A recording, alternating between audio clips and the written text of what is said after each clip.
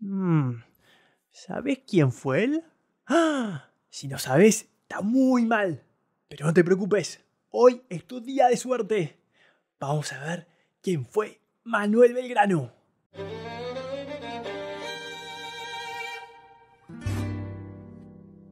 Manuel José Joaquín del Corazón de Jesús Belgrano Peri nació 40 años antes de la Revolución de Mayo en la ciudad de Buenos Aires, donde vivió hasta terminar el colegio. De joven se fue a España para estudiar en la universidad. Llegó a Europa en plena Revolución Francesa. Vivió intensamente el clima de los ideales de aquella época y se apoderaron de él las ideas de libertad, igualdad y fraternidad que después traería para sus tierras. Después de recibirse de abogado, volvió a Buenos Aires, donde fue nombrado primer secretario del consulado. El consulado era un organismo colonial dedicado a fomentar y controlar las actividades económicas. Allí buscó fomentar la agricultura, el libre comercio y el desarrollo de la industria nacional. Belgrano tenía conciencia de la importancia de fomentar la educación y capacitar a la gente. Creó escuelas de dibujo técnico, de matemáticas y de náutica. Siempre se preocupó por los pobres y buscó el bien común.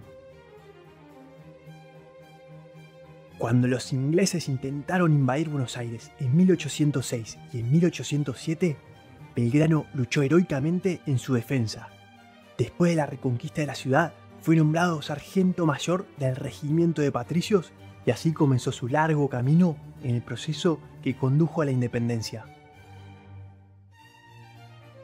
Belgrano tuvo una participación muy activa durante la Revolución de Mayo y fue nombrado vocal de la primera Junta de Gobierno. Más adelante lideró al ejército revolucionario en las guerras del Alto Perú, Paraguay y Montevideo. Aunque no era un militar profesional, sí era un revolucionario decidido. Al frente del ejército del norte, el general Manuel Belgrano tuvo que enfrentar la amenaza de un poderoso ejército realista que avanzaba desde el Alto Perú. Como las tropas patriotas estaban muy debilitadas, decidió emprender la retirada hacia el sur. El ejército no se fue solo. Toda la población de Jujuy abandonó sus hogares para seguir a Belgrano. Junto con ellos se llevaron todos los recursos que pudieron cargar y quemaron todos los cultivos a su paso. De esta forma dejaban al enemigo sin provisiones para abastecerse. Esto es conocido como el éxodo jujeño. Cuando llegaron a Tucumán, el triunvirato le ordenó a Belgrano continuar con la retirada hasta Córdoba. Pero el general desobedeció y decidió enfrentar al enemigo.